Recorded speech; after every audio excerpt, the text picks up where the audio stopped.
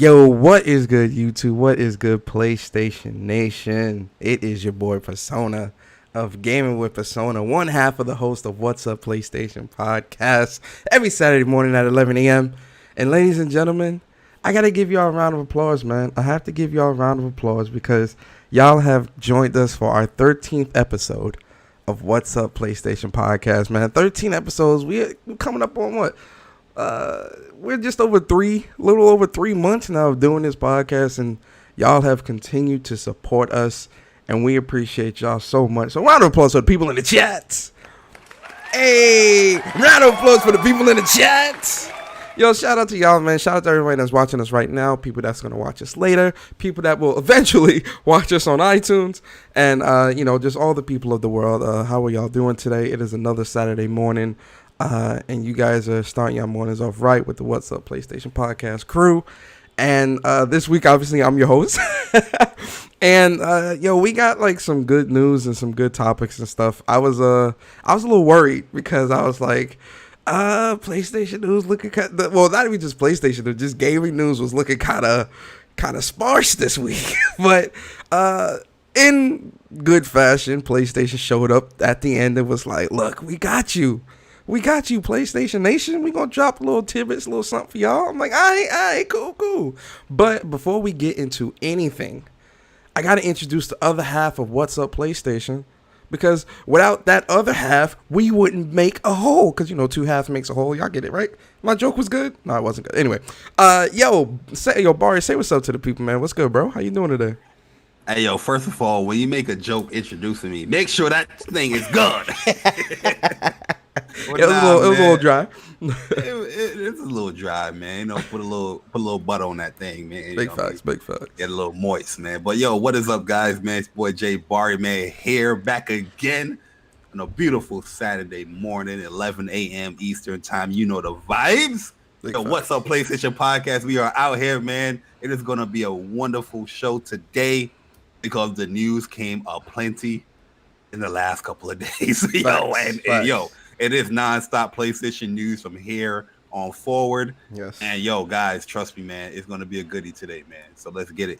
Facts. Yo, I wanted to ask because you said voice. Yo, voice. Whenever someone says voice, that word just it makes the ears itch. It's like it's a sin to use. It's a sin to use, but facts. Outside of like bakery stuff. But I had to put it in the oven and cook it. What I mean? Look at them with the puns, with the analogies. I'm with it, man. It's good to have you here, Bari, man. Another week. What's up to the PlayStation Nation? I see you guys in the chat as well, man. Hit the like button. Yo, Persona. Before we continue, man, definitely give a round of applause to the PlayStation Nation, man. We have hit over 600 subscribers. Very, very close to our goal of 1K subscribers. It is coming soon. We just got 396 to go. Thanks. And we are there at 1K subscribers, man, the What's Up PlayStation podcast. Yeah. But shout out to you guys, man, for always showing love and respecting the podcast here, coming through, subscribing, hitting the like button. And the people that watch it later, man, we appreciate it. We see your comments as well in the comment section, man. But thank you for supporting me and Persona here with What's Up PlayStation. You know what I mean? We appreciate it. And more good stuff to come. It's we can only go up from here, and the support that you all continue to show us is great. We would love to get to 1,000 before the year's up. We missed our September goal, but we pushing for the end of the year to get to 1K subs. So, definitely share out the stream. Definitely, tell your friends, your mama, your mama's mama, your aunts, uncles, grandparents, sisters, brothers, cousins, the Xbox gamers as well. Tell everybody about us. But, Bari, let's get into what we're going to talk about today, man. Because, like I said, it is going to be a good show. And I think you guys are going to love the topics as well. Because with us being a little under 3 weeks before the PS5 launches, I think now, it's hype. I think now we can start getting into our reminiscing stage, Bari. We can start getting into the reminiscing stages of Absolutely. PS4 generation, ups, downs, likes, dislikes, all this different stuff. I think we can really start delving deep into that and start doing that. So this week, our topic portion is definitely going to be centered around us reminiscing about PS4 in some fashion. And with the weeks leading up to the PlayStation 5, we're definitely going to be reminiscing on different facets of PS4 and different funny moments in the community, funny crazy gaming moments, crazy announcements, all that stuff, man. It's gonna be really great. So you guys are definitely gonna want to stick around for the topic portion later on in the show. But with that being said, let us get into the games that released this week. And I gotta say, Bari, this week the games are a little dry. I'm just the games are a little.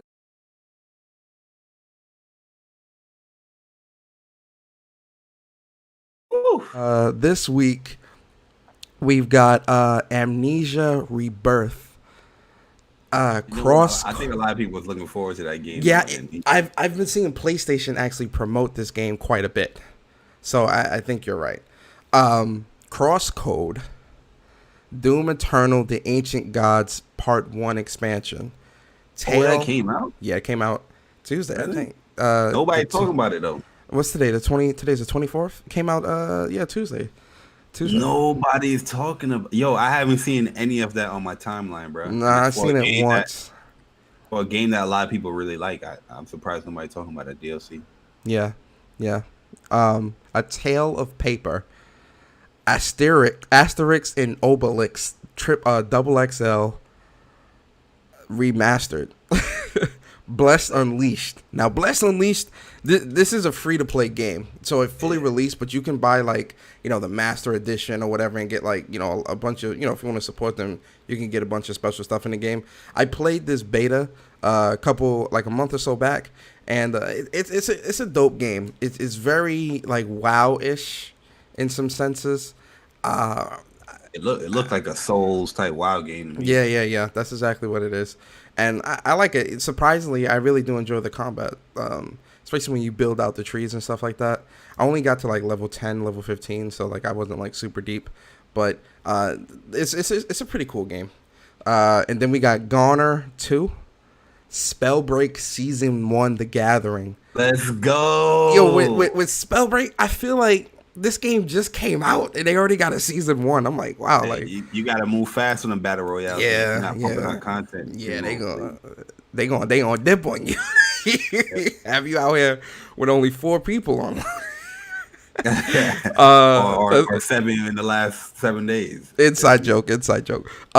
Grood, and that's it. That's what came out this week. So Bari, spotlight game for this week, man. What's the spotlight game, man? What you feeling this week?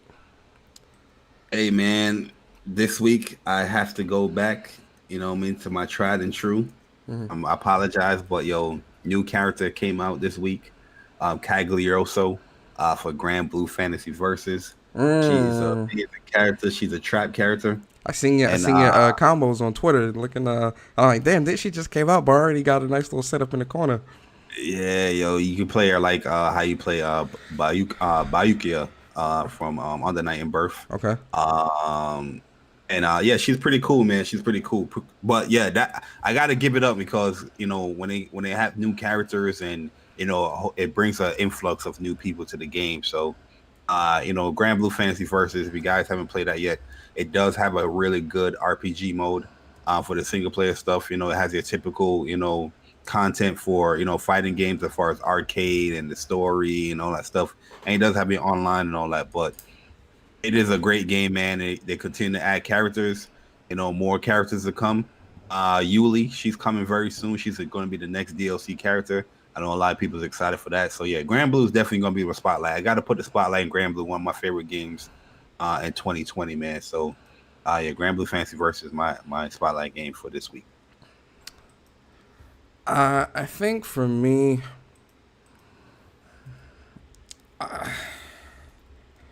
it's hard, man. I think for me this week, the spotlight game is going to be. I'm gonna have to give it to Ghost of Tsushima Legends, man. Yo, Again.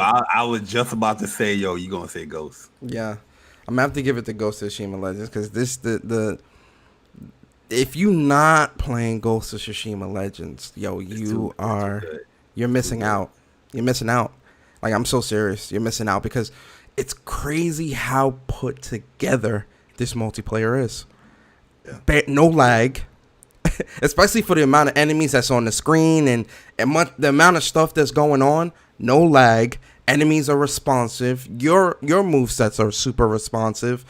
It's difficult. Like, it's challenging, but it's like a fun challenging, right? It's not like they're throwing artificial challenge at you just to pad the game. Like, these enemies are legit built different. Like, there's multiple different enemy types, and you have to approach every enemy type differently. If you fighting the brutes, there's different types of brutes. If you fighting the shield with the sword brute, he's a different way. He's got a specific pattern where he does the unblockable with his sword, where you can back up a little bit. He'll miss that, and then he's going to swing his sword horizontal. You can then do the parry and just go to town and just, whatever. Then you got the gun brute. Then you got the spear brute, which is the big dudes. Then you got the smaller shield dudes that fight. They all fight different. Then they had the Oni brutes. The Oni, which they are just, man. They are a problem. They got different kind of Onis, the bow and arrow ones, the ones with the spear and shield, the big ones that does the big AoE attack. Man, the dogs. The dog Onis. They throw a lot at you. The bears, they throw a lot at you in that game, man. Yeah, they throw a lot. And again, the amount of stuff that they're throwing at you in the game, no lag, it continually feels fresh, in my opinion. Yo, and that game that mode right there, you can easily drop 3 hours in it. It's like, oh damn, we played for 3 hours. Yeah, one session will last you an hour. If you're playing on gold, a session is going to be an hour or more. Yep. And it takes coordination. Like I said, it's challenging. It's fun, especially when you're playing with friends. It's really fun. Listen, Legends it has so much potential here. Like they did such a great job. So Legends is definitely my spotlight game again for this week. Yeah, for sure. Yeah, Legends is good. Yo, I just started playing the Hunter, because you got to level 20 all your characters, so I'm gonna start mixing up with different characters. But when we go in try hard mode, you know what it's gonna do. Yeah, it's going to that assassin. But I'm gonna start the samurai. I'm gonna start using samurai today and get his level up. Finally got to level 100, so I'm ready, but I'm not comfortable where I'm at. So we're gonna be grinding out later today as well. Yeah. In Legends. Facts. So yeah, Legends is definitely my spotlight for the week. Yeah, the hunter is fun. The hunter is real fun, yo, because her ultimate attack is kind of OP, yo. It's three shots of the arrow, and it's headshots too.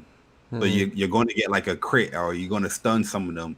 If they don't die, they're going to get stunned. Yeah, and then you can go up and kill them. So it's pretty good. Yeah, Hunter's trash. Ronan's the best.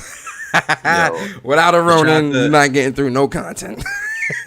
Shout out to Big Mike as well, man. I see him in the chat. Yo, happy birthday. Today's his birthday. Hopefully you enjoy your birthday, man. Oh yeah, happy birthday to you, man. But yo, man, Legends spotlight game for this week again. Low key, it might be my spotlight next week. We don't know. As it should be. Big facts. But yo, Bari, let's get into some news, man. So one of the first pieces of news that I definitely want us to talk about, and I want to let everybody know the chat. Me and Bari both are hardcore fighting game fans, right? Like. Bari, I'm sure you've been playing fighting games since Super Nintendo. You feel me? Like I've been playing games since way back in the 90s. Used to go to the arcades and play games and things like that. So me and Bari are big fighting game fans. We watch the Evos, we watch the Capcom Pro Tour, we watch the Unlighted Birth, we watch all those tournaments that PlayStation was like. We're up on that. Tournament. I was gonna say we ran a tournament scene for a couple years. You get what I'm saying? Yeah. And funded, we funded it and all that. So we're very versed in the fighting game scene. But one of the big fighting games that's coming out next year in April is Guilty Gear. I forgot the name. Guilty Gear Sign, right? Strive. No, Strive. I don't know why I was thinking Sign, because I had seen the Guilty Gear Sign the other day. So Guilty Gear Strive is coming out next year, April 6th, for the Ultimate Edition owners, and then April 9th for everybody else, Barry. Am I right about that? April 9th, April 10th? April 6th for Ultimate and Special Edition, and then 9th for that Standard Edition for, pretty much everybody. Yeah. Okay. So April 9th is the real date.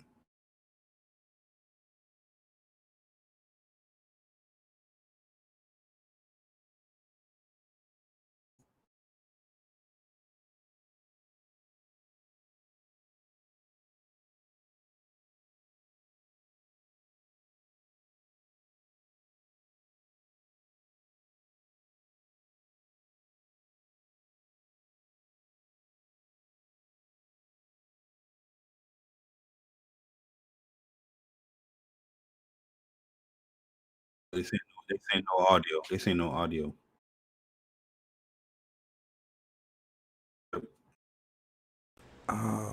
come on, man. Okay. All right. Do they hear me now? Let me see. They should be able to hear me now. I'm sorry, guys. I don't know why that's happening. They say it's bad. It's bad. It's back. Okay. It's okay. Yeah, so but the crossplay stuff for when it comes to Arc is no stranger to danger. Even with like games like Blaze Blue and On the Night, even with Guilty Gear Xrd, they had crossplay between PS3 and PS5. So they just continue what they normally do here. Yeah. With the PlayStation consoles. Yeah. The PlayStation side thing. Our PS4 and PS5 versions different versions of the game different, and the game content is the same. There are differences based on the system specs, such as resolution and load times, however. So most games are 60 frames, and with most Guilty Gear games and really most fighting games period, they're 60 frames. So I think that 60 frames portion of it is definitely going to be the same. But I might be playing at native 4K 60. You might be playing at 1080p or 1440p 60 if you're on a Pro. Yeah, PS4 gonna be like 1080p, but PS5 might be like 1440p 4K. Yeah. Most likely gonna be 4K. Yeah. Is it possible to play the PS4 version on PS5? Will there be any differences in that situation? And the PS4 version can be played on the PS5 using the system's backward compatibility. However, it will perform the same as the PS4 version with a maximum resolution of 1080p. Meaning, if you buy only the backwards compatible version, if you buy the PS4 version and use backwards compatibility on PS5, it's only going to still be 1080p. How you feel about that? I really don't see a problem with that. It's backwards compatibilities. They're not putting any patch updates as far as, because when it comes, if the resolution wasn't something like, say it was dynamic, then you will see the improvements of the PlayStation 5. But if it's a locked resolution, they're saying that they're not doing it. They're saying the max resolution is 1080p, so they're locking it 1080p. So on PlayStation 5, even playing backwards compatible, it's a similar thing like with Battlefield 5, right? A lot of people was trying to use that as their fanboy war, but Battlefield 5 is a locked resolution on PlayStation, 4 Pro. So that's why you've seen it at 1800p or something like that. Where on the Xbox is a dynamic, so you're gonna see the native 4K. Wait, yeah. Okay. It's not an issue. Yeah. Is it possible to upgrade to the PS5 version after buying the PS4 version? Customers who purchase the retail version of the PS4 can upgrade to the PS5 version for no extra cost. Customers who purchase the retail version will not be able to upgrade for the PS5 digital edition console, as it has no disc drive. I'm mad that people have to. I'm so serious. I'm mad people have to say this. They have to, bro.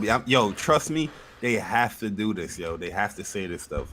To us, it's like, damn, it's common sense. But who would think that if you bought a physical media, that it would work on on a digital console with no disc drive? Yo, Persona, I guarantee you. You know how quick them digital consoles go. Yeah. They know how sparse they are. There's people that's going to have the digital and they're going to try to put a disc in that mug.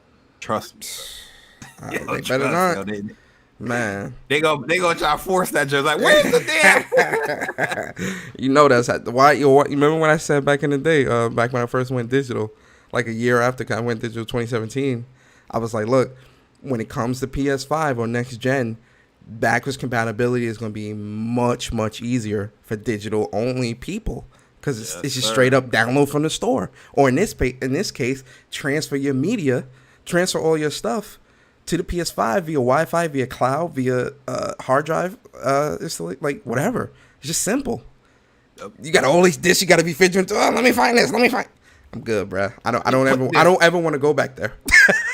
I don't want to go. Yo, listen, man. Once you got a taste of the digital life, man. Yeah, you know you can't really. You don't have the benefits of physical. Like, oh, let me sell this back to GameStop or whatever. I don't sell games anyway, so me either. That doesn't. And if I do have a physical disc, most likely I give it to like a family member. You know what I mean? But and this way, with a digital, you can share with one other person, so you can share that with one family member anyway. So it's like, that's one of the main reasons why I went digital back on PS3 is because remember with PS3 they gave you 5 licenses, it was bro. 5 people. Yo, my whole basketball team in college, yo, they was lit. Yeah, I had everybody hooked up. Everybody was playing Borderlands, and I'm the only one that bought it. PlayStation was definitely losing a lot of money there. Yeah, they were. They were losing a lot of money. They changed that junk quick within the same year. They changed it. Yeah, because 5 people on one, nah, that's too much. 5, bro. Also, customers who purchase the digital version for the PS4 from the PlayStation Store will be able to download the PS5 version for no extra cost. Is it possible to use an arcade stick for the PS4 while playing the PS5 version of the game? And obviously they can't answer that or guarantee functionality for individual products. Read more on this topic at the PlayStation blog. And you guys know from a couple, you guys know from a couple weeks ago that PlayStation did confirm that a lot of the PS4 peripherals will work on the PlayStation 5, including arcade sticks, PS4 controller with PS4 games and things of that nature. So yeah, I actually need to buy a new fight stick. You remember what happened there? Oh man. Will the Ultimate Edition not be available for Steam? Our apologies, but the Ultimate Edition will not be sold on Steam. Will DLC be shared between the PS4 and PS5 editions? It can be shared when using the same PSN account. What modes will be available starting April 6th during early access? Modes available during early access is all offline modes, story modes, and 13 characters. This is key right here. So pretty much, it's pretty much like the demo they're doing here. So you get to play the game, you get to play around with the characters. Well, 13 of the characters. And then the standard edition, when the game actually comes out, you have all the online modes available and all the 15 characters. But they don't want to let you know the last. They don't want to let you know the last character to be announced yet. Yeah, it's this. Looking at this character list too, this is actually a really solid list. Like I already see my 2 characters that I'm using. 3 because Kai. So I'm using Kai, Noragayu, and Giovanna. She looks really fun to use, so I think I'm gonna use her. Who I know Milia. I know Milia's on your squad, but who else are you like eyeing on this list? Oh, my mains, man, Milia, Leo Whitefang, and I'm looking at Giovanna. I like Kai as well. Yeah. But I like Giovanna, but I like Kai. I like Oki setups and stuff like that. So I might rock with Kai and learning more. Yeah. But, yeah, man, I'm pretty excited, man. 15 characters in a base roster is very, very good. I know in today's new fighting game realms, people try to bash or something like that because they're like, oh, why it's not 24 characters? Why not 30 characters? You're not going to play all those characters. I was going to say, no one's using 28 characters. Like, there's how many characters in Street Fighter 5, and people still use Ryu and Ken. Yeah, when Street Fighter 5, I remember people was bashing Street Fighter 5 because it launched with like 16 characters or something like that. And people was bashing that, but to me, that wasn't an issue. You know what I mean? Because most Street Fighter games, the base roster is like from 12 to 16 around that age, around that area. And then they build up on the roster through DLC, or back in the day you have to buy a new version of the game to get new characters. You know what I mean? Yeah. But I don't see people trying to compare like tag games and Tag game, you need like 30 characters because it's a tag that's game. what I'm saying. It's a tag game. You know what I mean? You need that many characters, but I'm pretty sure the way Arc system works, we're gonna be seeing the season 1 characters anyway. Probably real close after launch. Like maybe 3, 4, or 5 months, or close to Evo time, we might get the season 1 announcement. You gonna get a new character probably like a month and a half away from real talk. The way Arc systems work, they need to get. I think PlayStation need to grab them up too, low-key. Like, that it would be dope to have like a fighting game centric development team like that on your roster. Man, that would be killer. That would be killer. But speaking of fighting games, this is a fighting game heavy day, and I ain't mad at it. You feel me, Bari? One of the coolest characters that I've seen coming out of Mortal Kombat 11, the man himself, the Beast, John Rambo. You understand? Rambo. To give you some backstory, Rambo, Rain, and Melina all got announced last week. We only got like a teaser announcement where it showed that they all were going to be in the game. We didn't really get any concrete gameplay. But Ed Boon and the MK11 team, they do not disappoint, man. They dropped trailers for Rain, Rambo, and I think they did drop trailers for Melina as well, right? Not Melina yet. Not yet. She's probably still in development, low key, man. They probably just like put that there to show. They gonna be out, but they're just staggering the trailer. Yeah. They don't the Combat Pack 2 doesn't launch until like after the next gen consoles come out. So. Okay. But so looking at the John Rambo gameplay, I was pretty amazed, man. He looks very, very versatile. And it was definitely really dope to see, like, especially him fighting Terminator right here. This was cool. So, like, looking at the trailer, Bari, and stuff like that, like, what's your thoughts on this? How you feeling about the gameplay that we saw? Yeah, I felt like they nailed Rambo as far as, like, his tried and trueness. Like, all his movements look good. His animations look good. And I'm a stickler when it comes to animations and fighting games. Hence why I don't really, rock with NetherRealms like that, because certain animations look crazy. Mm-hmm. But his animations look amazing, man. Like, I see certain patented moves that he has from the movies and stuff like that. Mm-hmm. It just looks good. Trap-based character.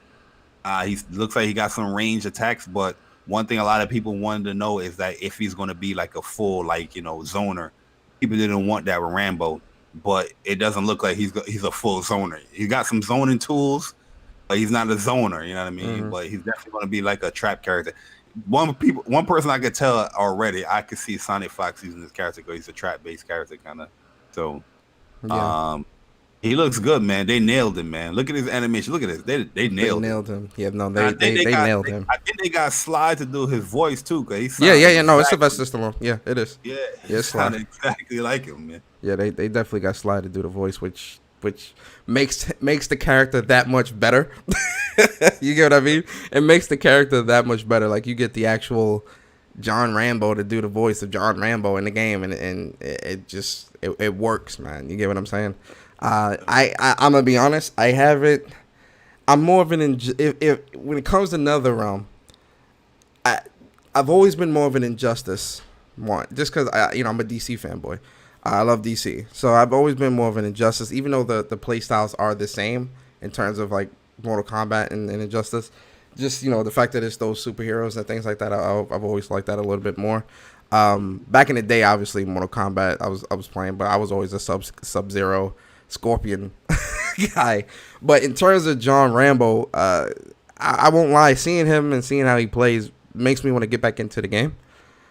I probably won't. Real talk, I think he's gonna be cheap, because I just noticed something in the trailer. He got like a command grab that restands you. So you already took damage from the command grab. It looked like he stabbed up what's his name, Cabal up, and then he was like in a stun state. So he went into like a restands kind of state. That's kind of OP, because you can get a mix up from that off of a command grab. Yeah. That looked kind of OP from what I just saw there. He also got some pretty good keep away too with the swinging rock. That's a good that looked like a good anti. Yeah. He got some good some traps. Because you see how much it covers it covered the whole damn screen. So if someone's jumping from far or from mid trying to jump in, you do that and that covers the entirety of the screen. Now this is my thing. Can you jump over it? Meaning, if you jump over the rocks, but then will the rope hit you and knock you back? You get what I'm saying? Like if they make it like that, that's super cheap because you literally can't get over that.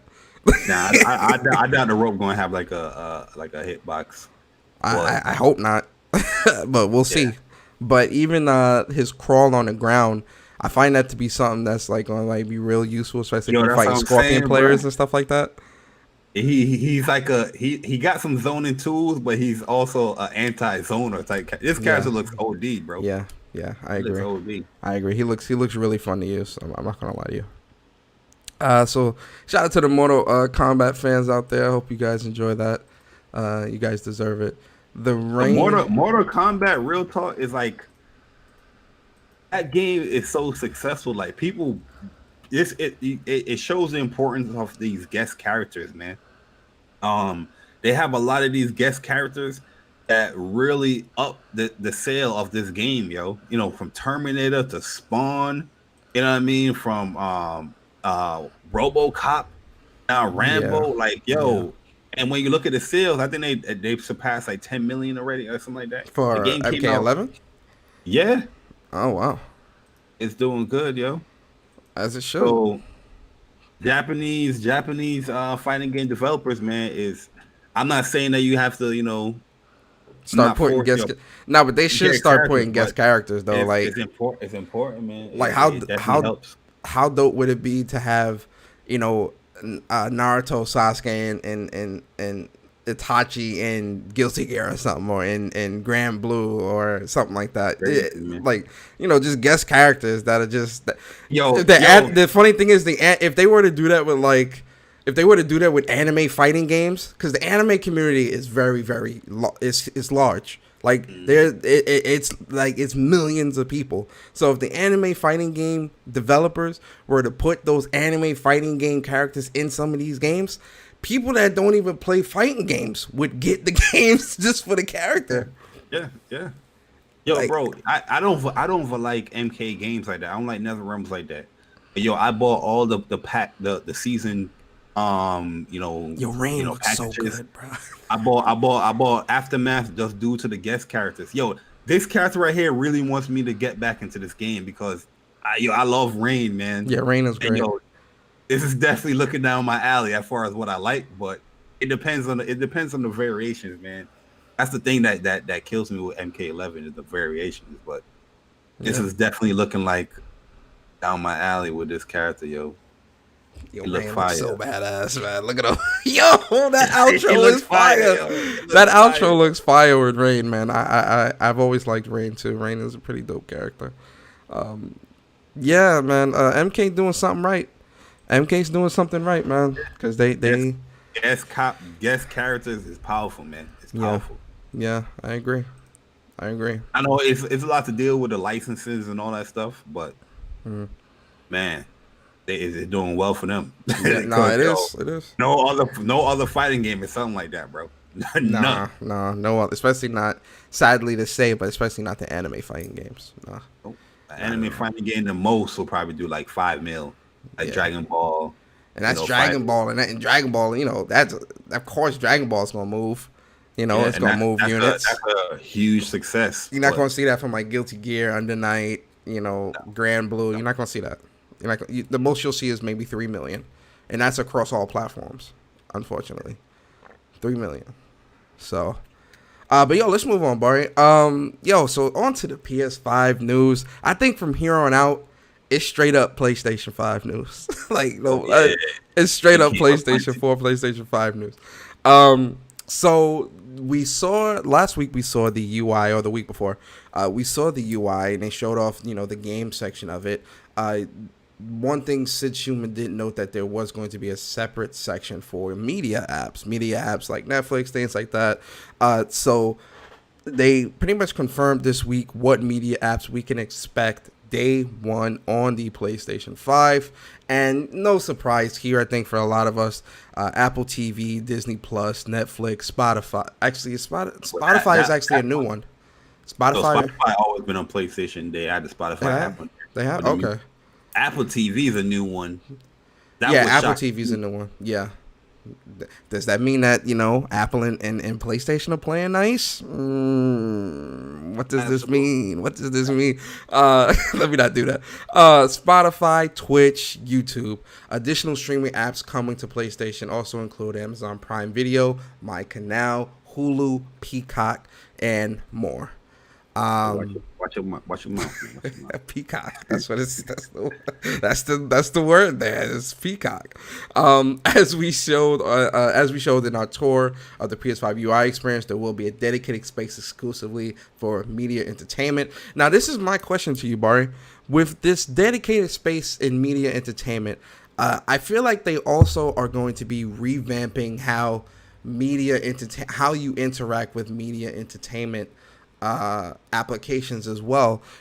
Just based off what we've seen so far with the UI and seeing what these media apps we're gonna have day one. Do you give me your thoughts on how you think the interaction between these apps might change on PlayStation 5, just judging off what we've seen with the UI so far? Well, I'll tell you this. I do like the fact that they separate, the media apps from the gaming stuff, because even with my PlayStation 4, I have like a folder that has the media stuff in there. You know what I mean? But it's kind of intrusive when you're trying to go to your gaming folder, but that media stuff is there. So I like that they section them off. So that's really good for me. The only thing that I'm really worrisome, not worrisome, but the only thing I'm really like caring about when it comes to the integration within the UX, the user experience, the UI, is that's the Twitch and the YouTube stuff. You know what I mean? Like, yo, how they implementing that? They said that it's going to be deeply integrated with the PlayStation 5 with Twitch and YouTube. So that's the only media stuff I really care about. I'm not listening to Spotify on my PlayStation. I don't watch Netflix on my PlayStation. I'm not gonna watch Disney Plus on my PlayStation or Apple TV on my PlayStation. You know what I mean? That's the stuff that is gaming centric for me. That's what I use. I watch Netflix and Hulu on my PlayStation. I ain't gonna lie. Even though it's funny because people like, well, you got a smart TV. Why not watch it on there? I don't know. Exactly. I don't know. It just seems simpler. I used Netflix one time on PlayStation, and that's when I got the Pro, and that's when I just want to. Oh, let me just see if it can run 4K. You know what I mean? I don't need to prove that, because I can just easily watch 4K Netflix on the damn TV. You know what I mean? And I really and truly, I like doing that on the TV more and anything. I know people say, "Oh, you can buy the media remote," but I'm not buying the media remote. You know what I mean? No, like, I'm good. A gaming console for me. Yeah. I mean, for me, like, at the end of the night, if I'm trying to watch Netflix or Hulu while I go to sleep or whatever, I normally do it on the PlayStation. I'm not gonna lie, and I should start doing it on the TV. And I honestly, especially with this new TV I got, I should try it on this TV to see how it looks. The thing is, these apps are important though. As much as I say that how I game, because that's just my habits. A lot of people do use these apps, so it's kind of good to know that all these apps is going to be there day one on PlayStation 5, because people are going to use them. Yeah. But me personally, I'm not. Yeah. Outside of YouTube and Twitch, I'm not going to use them. Yeah. I think for me, I agree though. The most important are definitely Twitch and YouTube, because I want to see how those are going to be integrated into the UI, right? Because now will we be able to stream Twitch at 4K now? Will we be able to see Twitch in 4K now? Like, how is this really going to change? I know that this is something that Twitch has been talking about wanting to do, is upping it to 4K streaming. Yep. So, is PlayStation going to be the catalyst for that? You get what I'm saying? Another thing is important too, so my bad, is that through the PlayStation Store, you're no longer can view media content. It's going to be a separate store for that, which to me, that's beautiful, because the PlayStation, I haven't bought any media content on PlayStation Store in years. I think it's like the end of the PS3 is when I used to buy a whole bunch of content on PlayStation. But I haven't bought PlayStation content in years, man. So that's the fact that you're eliminating that loading of all that, media stuff, and just concentrated on the games, is going to make that store that they integrate within the PlayStation 5 now, that's much, much quicker. Yeah, no, 100%. And But for me, Twitch and YouTube is the main ones that I'm looking at, and I just hope that those improve with the system as well. So yeah, those are the media apps. Speaking of, we still not done with the media apps though, Bari. One of everyone's favorite feature, right? ShareFactory. It's funny. It's funny too, Bari. Like I used to remember back in the day we used to. I know you still use it. Me, I was using. I was gonna say I was using ShareFactory like crazy, like in 2015, 2016. But then I fell off, and it kind of just that was it. You feel me? Especially once I got the Sony Vegas Pro, I kind of just started like editing videos from there, and now I just stream. I don't even do videos anymore. So, but I will be playing around with ShareFactory on PS5, especially. ShareFactory is so good, bro. It's a good app. It's actually a good app. Like you can edit media, you can edit your game clips, you can do freaky deaky stuff on it. The quality is good, man. But I know you're leading into it, so I'm gonna let you finish. I cut you off. My bad. Go ahead. Set it up. You good. Set it up, and I spike it. Yeah, spice it up after I set it up. So ShareFactory is going to be on PlayStation 5, everybody. It is going to be free. You don't got to pay nothing. For those, oh my God, I got to pay. And it will be there at launch. So November 12th, ShareFactory will be there and available. And some of the features that they point out, so build your legacy. ShareFactory Studio is back and better than ever with brand new features to help you personalize and share your best gaming moments. ShareFactory Studio on PlayStation 5 now includes 4K HDR support to create and edit professional looking videos right on your console. Now this actually might have confirmed something here, Bari. If it's going to be able to do 4K HDR support, can we then upload it to YouTube in 4K HDR? You get what I'm saying? Like, are you confirming that here? Are we getting that 4K? They confirm 4K. You can upload 4K content for sure. They confirm that in the user experience. Yeah, 4K videos. That's where the tricky stuff coming, because some phones or some computers not going to support that. Obviously, most likely, if whatever device you're watching the YouTube content, if it supports HDR, you're gonna see it. Yeah. And 4K HDR support to create and edit professional looking videos right on your console. Add stickers, text, sound effects, filters, camera effects, and more to create dazzling videos and share to YouTube, Twitter, or directly to your friends in GameBase. Use the photo editor to customize and share your screenshots and create your own unique memes. The updated toolbox feature allows you to import your own videos, images, music, sound effects from a USB storage device. Download ShareFactory Studio today. And again, guys, this is available on launch day. Bari, man, as someone that has been using it much longer than you have much more of a window into this. What's your thoughts, man? Give me how you feeling about this. Yeah, that's one of my things that I wanted the Pro to do, was to upload 4K videos from ShareFactory or just based from the game. But just seeing these stuff 4K support HDR, that's going to make your thing that's more vibrant, much more crisp, which is cool. They said they're adding stickers and text and sound effects and filters and light camp, which is cool, because I put a lot of that stuff in the videos. There's times where I do like combo videos, I put like text and stickers and all that stuff. So that would be cool to get more, stuff for that. My latest video was a content video using ShareFactory. So it would be cool to just add more effects and stuff like that.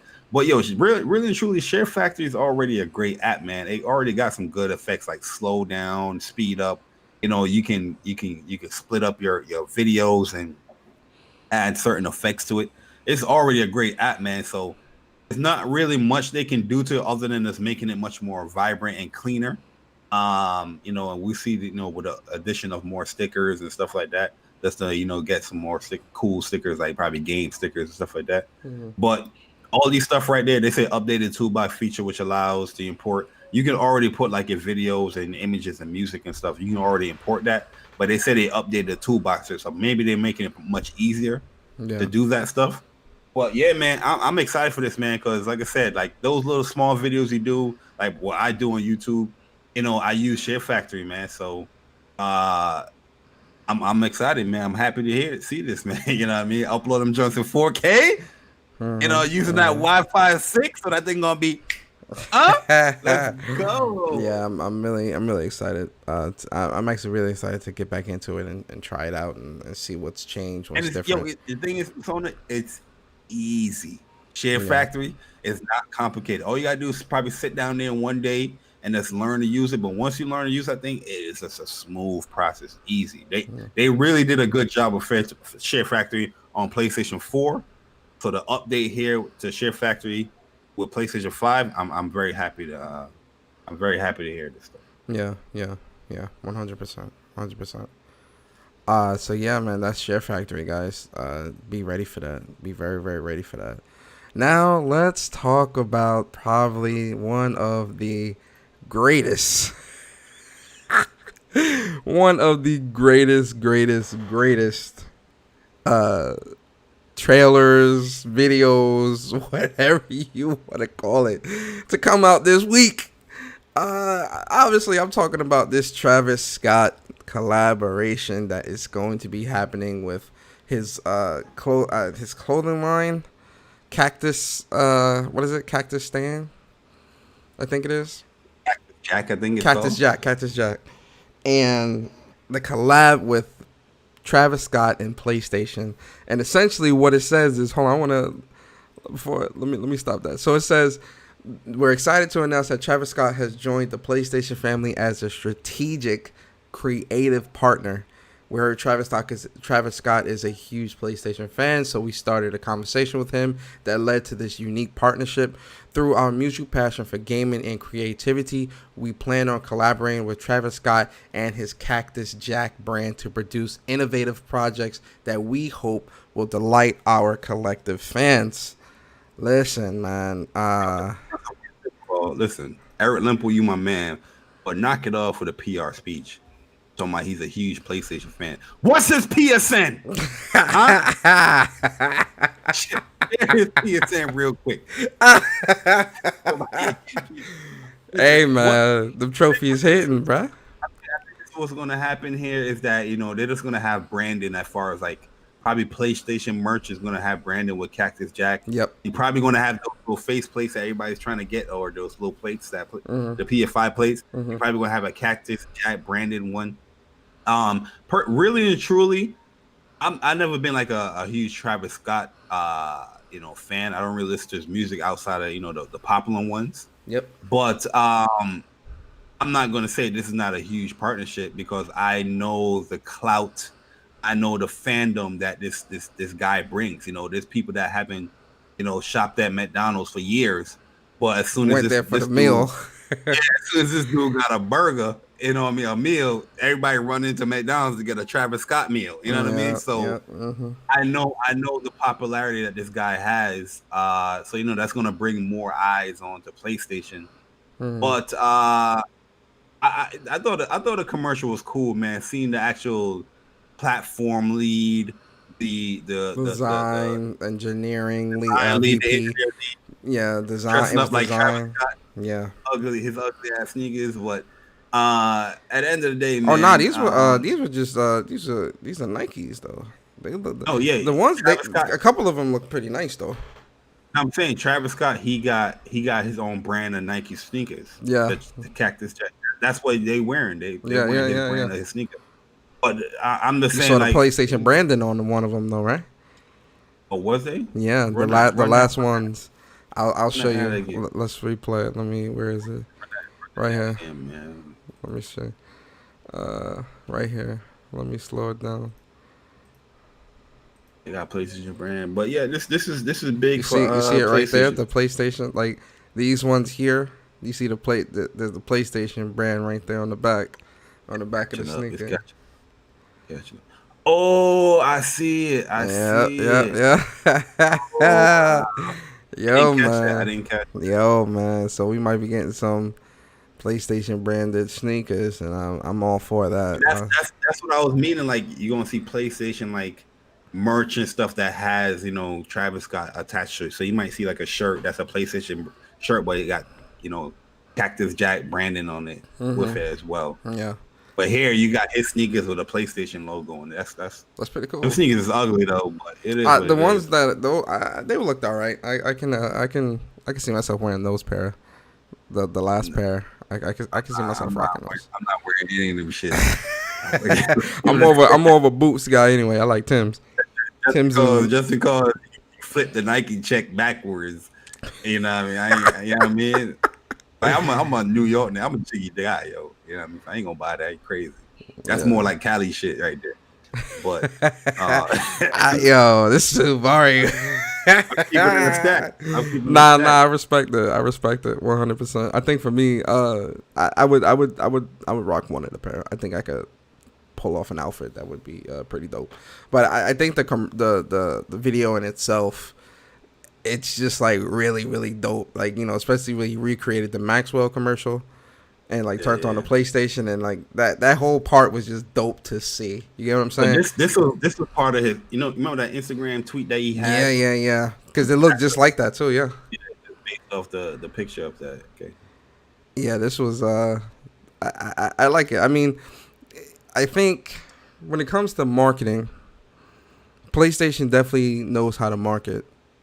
Oh yeah, they marketed day one. Yeah, their marketing is very, very like top notch, and I'm not even just talking about with this, with other games, you know, God of War, Horizon. They like, you know, the marketing that they do. Their marketing team is brilliant. You want to pay those guys and girls as much as possible to keep them there, because man, that marketing team is brilliant as hell. But when it comes to the popularity of PlayStation, you know what it is? I think it's two worlds colliding, right? And what I mean by that is, you know, PlayStation has the mind share. PlayStation is the most popular console out right now in terms of PS4 and realistically PS5. And, you know, with the whole craze with the whole McDonald's meal with Travis Scott, because Travis Scott has been having a really good year because he had the whole McDonald's endorsement. He's been, you know, featured on a lot of records, and he's been in press quite a bit. And, you know, like I said, he's a lot of people, especially a lot of the younger, I can't believe I'm saying this younger generation because I'm old now. A lot of the younger generation, they really, you know, they listen to, man, I'm only 29, and jeez. Anyway, a lot of the younger generation listen to Travis Scott, and they, you know, he went viral. Like that McDonald's thing was viral for weeks, right? So I think it's kind of like two worlds colliding, where it's like, oh, you know, I'm the most popular here, you're the most popular there, let's do business together. Like, you know, like it made sense. You get what I'm saying? Let me ask you this question, Bart. Do you think that Travis Scott being a part of this and being behind PlayStation is going to increase the sales that much more for PlayStation? Or do you think that PlayStation is a position where even if he wasn't there, the sales would still be exponentially high? No, even if he wasn't there, the sales were going to be high. But I do feel that this will push sales a little bit more because, like I said, just the clout this guy brings to anything that he touches, just like McDonald's, right? McDonald's is always going to sell. But now that he added a burger, a meal, what happened? Why you say burger like that? That's what he got. Why you say it like that though? He's a burger, like you said it. You put bad emphasis on that. But that's what he did, yo. You know what I mean? My man just took whatever McDonald's already had, and he was like, he mixed it around, and now he got a Travis Scott meal. Yeah. And everybody fucking people putting out videos fighting over Travis Scott meals. You know what I mean? So, you gonna see people fighting over that PS5? Oh, you already see it with the pre-orders. You already see it. You see a lot of angry people on social media that they couldn't get a pre-order. Have you been watching those videos? The PlayStation 5 pre-orders camp out? No, I haven't actually. Yo, listen, I'm gonna send you a video send me later. A couple. Send me. Where there's this dude, he got mad at one of the persons because his wife and him was in the line, and this dude was like, yo, man, you can't do that. It's only one per household. And then the guy was like, yo, we got 2 different IDs, blah, blah, blah. Yo, mind your business, man. Stop hating, whatever. And the dude was trying to act tough. But he didn't know this dude was a big dude. Oh, so yeah. The dude was talking mad trash, like, yo, I'll punch you. I'll do this. The dude was like, you do what? My man stood up. My man started running. My man said, and he ran, dog. Yo, I'm gonna send you the video. I'm gonna send you the video. You gotta send me that. You gotta send me that. You gotta send me that one. Yo, dude ran. Yo, he's like, yo, we cool, man. We cool. He's like, nah. We ain't cool. We ain't cool. What you gonna do now? Yo. Yeah, that's joke. There's another video though. Shout out to Xbox. There's another dude where he mad because he left the line, right? Okay. And the other guy's like, yo, you can't leave your chair here and not be here and think you're gonna get an Xbox, right? Okay. You know what I mean? The dude was like, nah, I left my chair there. You supposed to respect me that my chair is there. I respected no chair. Yo, that's what I'm saying. Yo, the dude was like, yo, y'all better be careful on November 10th. I see y'all wandering around with them Xboxes. It's on. It's on. What? Yo, you gotta send me these. You gotta send me these links, bro. I gotta watch these videos. I gotta watch these. You haven't been watching them. Yeah, they funny as hell. I have to, yo, all right, last one that we move on. Right? There's another one where homeless people was waiting online to hustle other people and sell their lines. That's actually smart. That's smart though. This dude woke up mad early. He was first in line. Then the homeless people was asking him like, "What's this for?" And he's like, "Yo, a PS5." So they start waiting in line. So people start coming. It was like, "Yo, I think there's only 7 consoles there at the GameStop." So the dude was like, "Yo, for $300, you can get my line." The dude was like, "All right, I'm number 2." So the homeless dude sold it. Then other homeless people saw that. They start flocking over. Yo, the cops came and everything. Yo, it was wild, bro. It was wild. Yo, you know what's funny? It's funny that you mentioned that too because, you know, this week, a little bit of this week and last week, you know what I've been doing, man? I've been watching PS3 and PS4 launch videos on YouTube. That's what I've been watching. Like a lot of people posting up like their PS4 launch day journey, like where they, you know, getting up and going out, getting their console or waiting to pre-order or waiting to pick it up. And I've been watching a lot of those videos lately, just reminiscing because, yeah, and this is a whole nother podcast what we'll do, but I was reminiscing about, you know, how my PS4 journey was because mine was actually crazy. And obviously that's a story for another time. But just watching those PS4 launch day videos, PS3 launch day videos, I'm like, damn, yo, like we really came like super far. Like when it comes from PlayStation, because like it's just so much. Like when you look at like the advertisement, how it was advertised and what people were getting, and the excitement and all the games and the accessories, I'm just like, yo, like, damn. I was reminiscing. Anyway, let's move on. Bari, they're asking for you to put the links to the videos in the chat. Oh, I'll have to live go into my joint. Hold up, I'll find them. Keep on going. I'll find them. Yeah. So another thing too, this came out late last week and we kind of missed it. So I wanted to bring this up this week for you guys. That the Game of the Year edition of Spider-Man. So if you beat the game, you can beat the game for a chance to win an exclusive Lego Spider-Man minifigure, and I think this is actually Miles Morales. Yeah, that's Miles Morales. So you win an exclusive Lego Miles Morales Spider-Man minifigure. And this was going on. No purchase is necessary. Purchase will not increase the chances. Sweepstake begins on October 16th and ends November 11th. Open only to legal residents. It's only for U.S., so it's only for the United States. But I wanted to put this out there that, you know, so if you are still playing Spider-Man, or if you haven't beat Spider-Man, you beat Spider-Man, the Game of the Year edition. If you beat Spider-Man, you are automatically entered for a chance to win the Lego Miles Morales minifigure. Low key, this joint looks pretty dope. I'm not really into collecting Lego minifigures. I know this is like a big market though, and a lot of people do collect these. I'm more of a pin. I collect pins and stuff like that. That's normally what I collect. But this still looks pretty dope. So if you have the Game of the Year edition of Spider-Man and you have not beaten it yet, shame on you, by the way. But beat it, pause, and try to get, you know, be automatically entered for a chance to win the minifigure. So shout out to that. Absolutely, it's pretty dope. Absolutely, it's pretty I dope. put the 2 videos in there with the homeless people hustling, and the one with the fight with the big dude. I put them in the link in the chat. Yo, there's a lot of these videos out here, man. That's YouTube, like PlayStation 5 like camp or something like that. You see a whole bunch of them. All right. So Bari, Let's talk about some exclusive content coming to the PlayStation 5. I think you know what I'm talking about.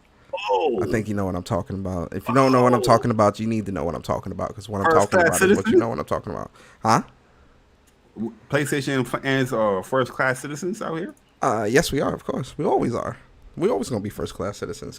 That's just how it is. But what I'm talking about is Call of Duty Cold War, Black Ops Cold War, a game that I have like a really strong love-hate relationship for this game, like already, and the full game ain't even come out yet.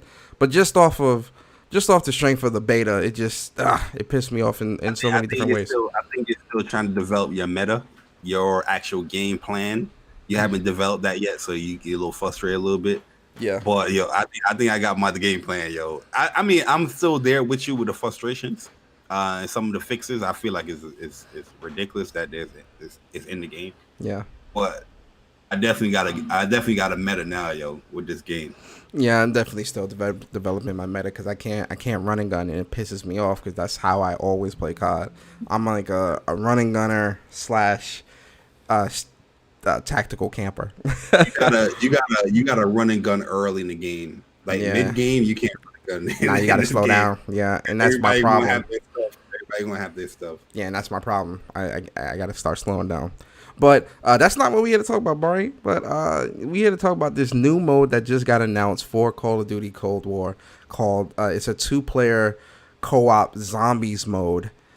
Survival horde mode dedicated to only 2 players, and it's only for the PlayStation 4, PlayStation 5 players, exclusive to PS4, PS5 players for a year, and it will come out. On November 12th when the PlayStation 5 comes out. November 13th. Sorry, November 13th when Cold War releases, you will also be able to play this. And the zombie mode is called Zombie Onslaught. That's what it's called. And the premise of this is, in Zombie Onslaught, you and one other operator will deploy to one of the several locations derived from various multiplayer maps with your custom loadouts. These are the very same loadouts you'll carry into traditional zombies and multiplayer, complete with your preferred primary weapon, whether it's an LMG, heavy-hitting sniper rifle, or fully kicked-out tool for zombie destruction. Once you drop in, the onslaught begins. The dark aether orb will confine your duo to a specific space on the map, where the undead will begin spawning in. Killing these zombies will power the orb. Kill enough zombies and the orb will move. While you're inside the orb, you won't take dark aether damage from outside the specific map zone the orb protects, helping keep players alive as you fight increasingly difficult undead enemies, with each surge bringing more resilient, faster, and deadlier zombies. I can't lie, this sounds dope. I'm not gonna lie. I got a lot of content, man. Yeah, they do. You got this, you got the onslaught, you got zombies, you got the multiplayer, the story. The story. It's a lot of it's a lot of content. You get a lot of good stuff for that little package there right there, man. So for $70 or $60 or $70, like, you can't tell me that's not worth it. Yeah, that's definitely worth it right there, man.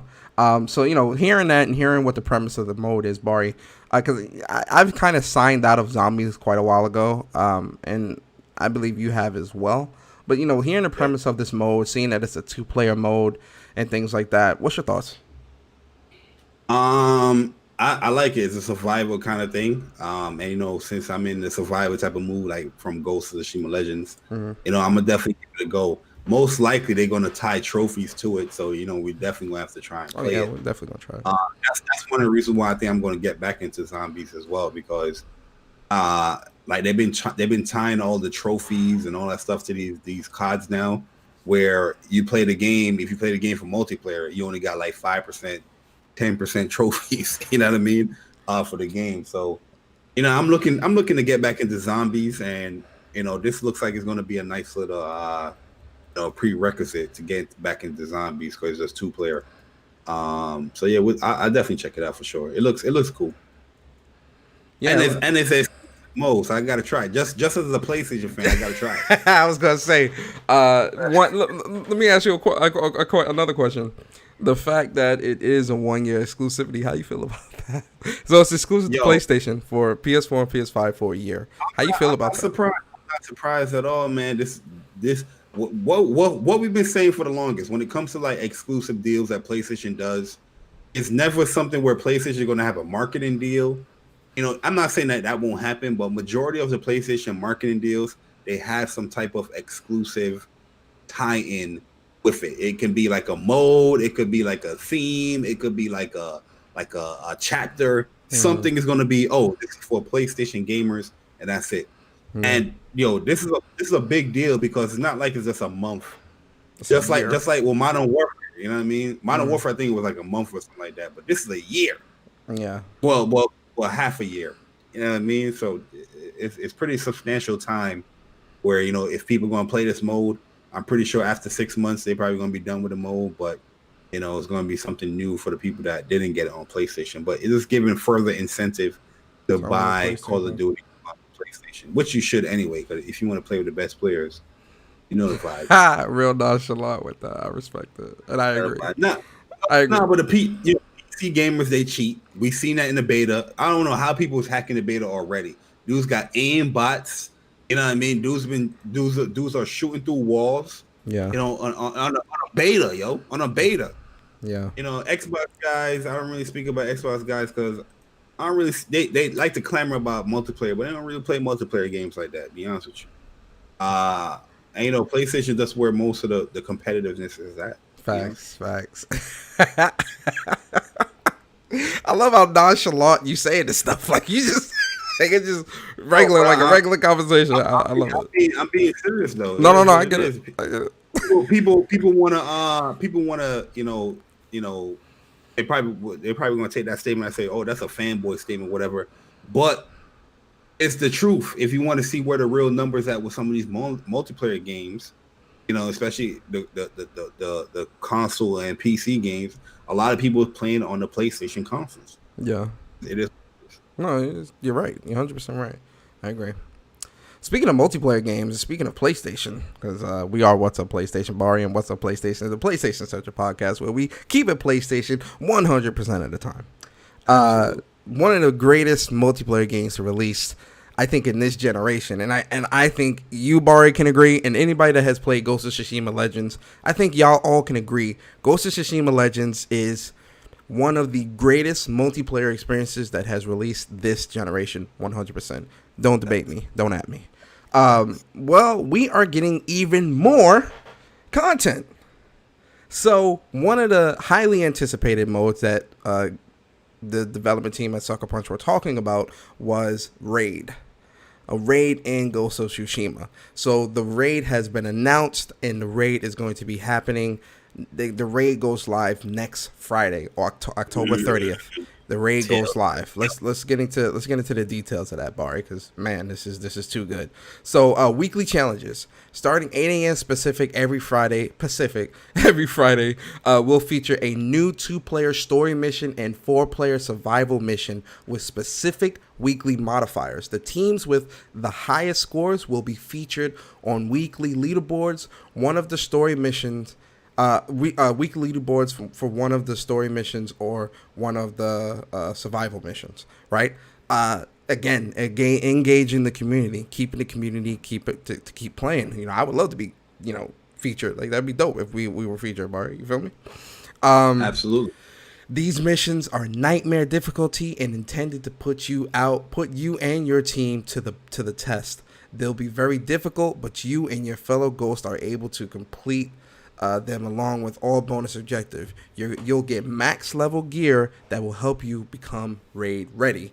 Speaking of raid, we're excited to confirm that you'll be able to play the Tale of EO beginning on Friday, October 30th. This is the culmination of the story in Ghost of Tsushima Legends, bringing the fight directly to EO's realm.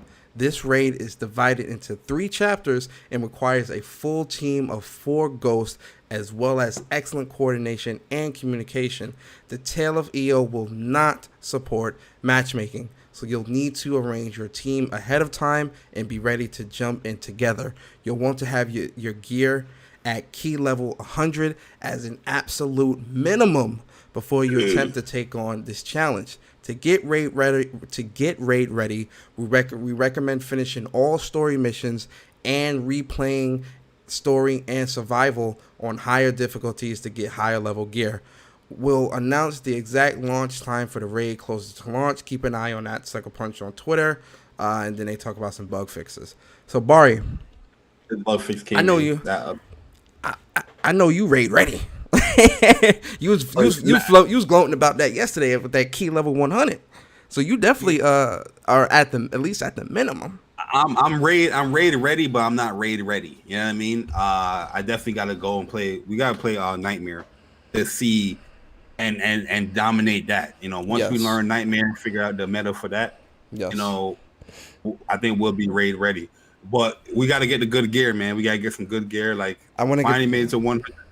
Well, okay. I need gear that I really care about. Like I need my dirt, right?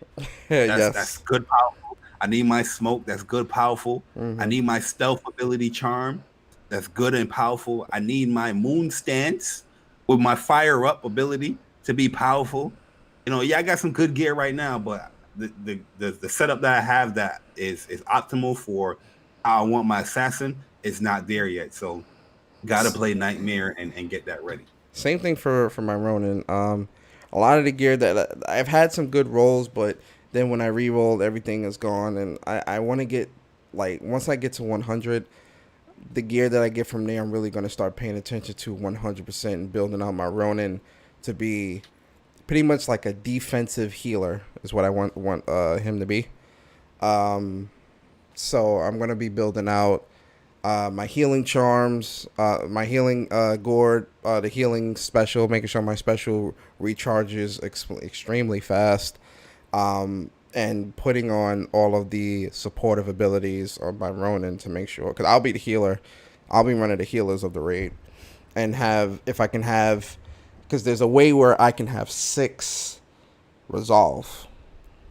So if I can have 6 resolve, I got 2 supers, meaning I can use the healing twice. Mm-hmm. So that's pretty much how I'm gonna build up. And obviously, I want fire. Like I want dirt. I want fire, dirt, and I want my sword, flaming sword. I think fire and poison is clutch in this joint. But yo, to answer Blackbeard in the comment, he said no matchmaking is BS. Yo, I think that's a good thing for the raids. You don't want matchmaking that you just do randoms with Randoms that don't listen. Something that's gonna, especially that random that don't use a mic or nothing like that. I would be annoyed with that. I haven't even used matchmaking to this day playing Ghost of Tsushima Legends. You know what I mean? Yeah. I think we got that one dude and then he died and he quit or something like that. Yep. So, yep. Imagine a raid having matchmaking. Nah, I'm good. I'm good on that one. But yeah, man, this is exciting times, man. I'm actually shocked to what they did with this game, man, with this mode, because I never saw it coming. And even though I never saw it coming, I didn't think it would be that good. But this thing is amazing. It's not even good. It's amazing, man. It's an amazing time to sit there and play with your friends as well. If you are that person that do matchmaking, you know, you like that rage and frustration. You know, hey, heads up. Get into the matchmaking and build some friends. Hey, you want to be friends? Well, you know. Or real talk, putting out a Twitter post like, hey, you know, I need some people for, you know, that helps as well. But yo, the bug fixes, they fixed that stuff where we're not getting that error pop-up code no more, which was annoying, because there's times that you end up being in the battle and then that error code pop up, you gotta press X to get off it, but then a brute slaps you or something like that, which is annoying. But yeah, they constantly fixing the game, which is cool. And then this is going to be supported on the PlayStation 5, so you're going to get the play 60 frames per second. Yep. So that's going to be even fun. Honestly and truly, before we move on, I'll say this. For those people that's waiting until the PlayStation 5 to play Legends, I think you're missing out totally, because by the time the PlayStation 5 come up, people's already going to be raid ready. People are already playing raids, while you're just going to be this level 0 newbie. You know what I mean? Like, people is going to be on it already, man. I think that, if you're looking for a multiplayer game to play right now, definitely play Legends. It's a fun game. It runs it runs smooth on the PlayStation 4 Pro. And I just think it's something that people should play and get ready. When the PlayStation 5 comes out, oh, it's gonna be even a better caveat now because now you can play just better performance and all that stuff. So it's gonna be much better. But right now, it is a great mode for PlayStation 4, and PlayStation 4 Pro, man. So No lie, it's also a really good time sync. Like I think this yeah, Legends actually came out at a great time because it makes waiting for PS5 a little bit easier because hmm you really can lose time in this game. Like you'll play like one or two survivals and you start at 1 o'clock and you look and it's 6 o'clock. yep, Like yep, yep. it really is a good time. That's a good thing though. And the reason why I think that's a good thing is because that's how you know a game is good when you ain't constantly looking at the clock to see what time it is. Like you're engaged in the game, you're playing. Like The customizations is great too, man. yes, You yes.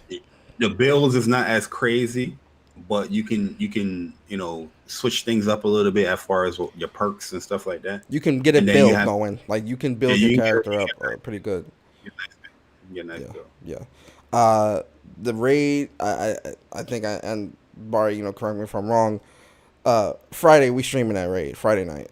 Right. Oh That, yeah, that that's absolutely. getting It's streamed. Halloween precursor stream. Oh yes, We yes, in there. yes, 100%. We will be raid ready this weekend for sure. We going hard with the survival. The streams is gonna be popping. The Halloween stream with the raid is gonna be fire. And again, that's even a good time because EO is like this real scary, mysterious, ghostly. It just works. You get what I mean? Like the timing for this was too good. Like the Oh, timing for this is this is going to be hard. I can tell it's going to be hard it's gonna be because hard. the children of EO, those annoying healing, priestess people, you know what I mean, and how they tether their enemies where it's And make them harder for them to. stronger. Yeah, Yeah, like that's gonna be hard. I'm pretty sure you're going to have a lot of them in this raid here, Yep, So yep. it's going to be a difficult. We actually should try the story on Gold as well, just to kind of get a glimpse of how that's gonna Oh be. yeah, You know what I'm absolutely, saying? absolutely. Raid is happening next week. That stream is gonna be fire. Y'all don't want to miss that. So, Game with Persona, Jay Bari, YouTube channels. Definitely check that out. But yo, let's move on, Bari. Let's move on. Shout out to Ghost of Tsushima. Shout out to Sucker Punch. Yo, man, listen. This movie has been in like director hell for some time now, but we finally are seeing like some on-set photos and things like that. I put this in there because I really wanted to Uncharted is one of my favorite games of all time. So you know, seeing Tom Holland as Nathan, it's funny. I thought I wasn't gonna like it, but a part of me likes it. I feel like it's gonna be because Tom Holland. It's funny enough. Tom Holland actually has really good range as an actor, right? He plays Spider-Man. Then he plays the Devil. That Netflix movie, The Devil All the Time, which is he's really great in that movie as well. But so he really has really good range. So I'm actually excited to see how this turns out. But seeing this, man, like, Barry, what's your thoughts on this, man? Yeah, I never gave my opinion on it. Um, but I don't think it's a bad look for Nathan Drake. Yeah, Tom Holland does have good range. In my person, for a young actor, he does really, really good range. My only question is like, what is the time period for this movie? Is it going to be young Nathan Drake? Is what they're trying to implement here? Mm-hmm. And just looking at the casting, I'm going to assume that's what they're going for. The younger side of Nathan Drake. I know a lot of people were like, "Yo, Nathan Fillion," or get my man. What's his name? The dude that plays Drake, North. What's his name? Nolan North. North. These dudes look old though, man. Well, not only You know what I that, mean? Like, but if they started from the very beginning of Uncharted, in the first Uncharted game, this dude was young. Like he yeah, was really, really young. young. He was really I young. really, really, truly, Uncharted 4 is where he just looks a little older, and you see, what I You mean. see the But age. like they're not starting. They're not starting from that. No. From what I'm noticing. So I don't really mind it, to be honest with you. I just, yeah, a picture can says 1,000 things, but I really want to hear him actually. Like I want to hear him say an actual line. Lines, yeah. I want to see. I want to see how it's gonna look too. The cinematography of it. Yeah, like I don't wanna see Peter Parker or too much of Peter Parker coming off as Nathan Drake. You know what I mean? If he doesn't have those quips, those smart, things to say, like how Nathan Drake would do, it's a L. It's a L, man. But we'll see. I'm not going to judge them too much because there's plenty of times where we judge these actors and how they look, and as far as they line up with these video game characters. But then sometimes sometimes they work out. Majority of them don't though. Well, I was gonna say most of the time, these movie adaptations to video games never. Oh shit! I'm in the. I forgot the. These movie adaptations never really. They never turn out what they like. They always like. Perfect example. Even though like now as an adult, you look back and you think, oh, it's a classic. It really is a trash movie. Well, no, when you were a kid, you watched it and thought it was great, but then as an adult, you see it and it's trash. The Super Mario Brothers movie, right? Back in the day. As a kid, garbage. I thought that was trash. I thought it was for me. I thought it was okay as a kid. As an adult, I'm looking at this. I'm like, this is garbage. Resident Evil. Resident Evil was bad. Resident Evil 1. Okay, Resident Evil 1 was good. It was that was a good movie. 2 was okay. I didn't think 2 was bad. Honestly, the best video game. Did 2 have what's the name? Epps in there? What's the name? Mike Epps? No, that was 3. Or was that 2? So yeah. No, 2 wasn't back. It was a direct sequel from 1 when they come up from Umbrella stuff. Yeah, 2 wasn't bad. Okay, 2. I forget. Best movie adaptation, in my personal opinion, has been Doom.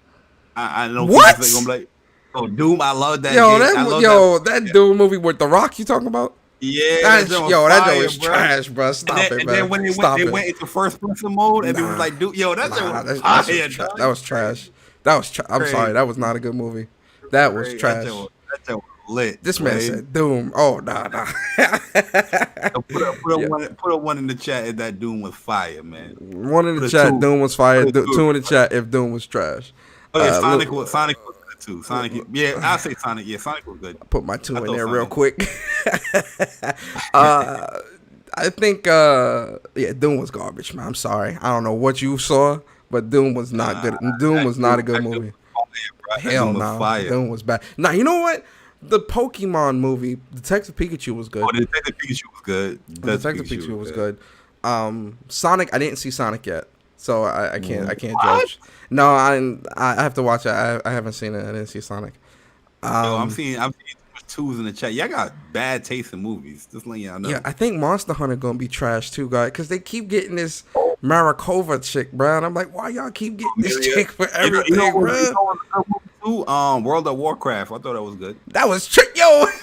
Hi, Omar, you got bad taste, bro. World of Warcraft was trash. Warcraft was alright. Yeah, World of Warcraft was trash, bro. That was real talk. That was trash. Real talk. That was trash. That was alright. I'm trying to think what else. What other video game movie adaptations? Assassin's Creed was trash. That was terrible, bro.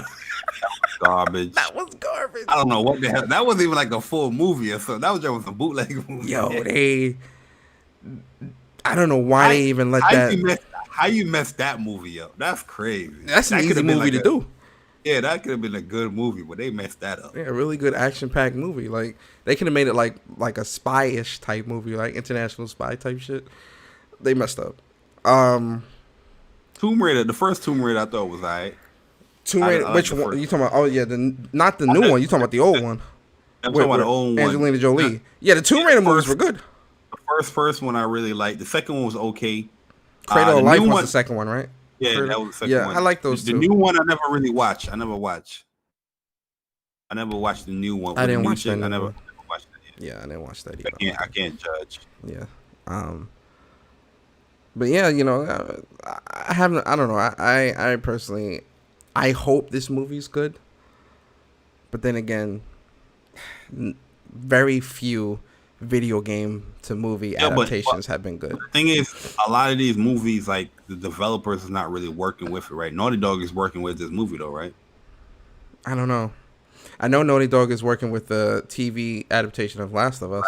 Okay. I hope that's good, man, because that actually has a lot of potential to be a good show. Yeah, that take over for like the whole Walking Dead thing. Yeah, that could be good. Prince of Persia was all right as well. I thought it was decent.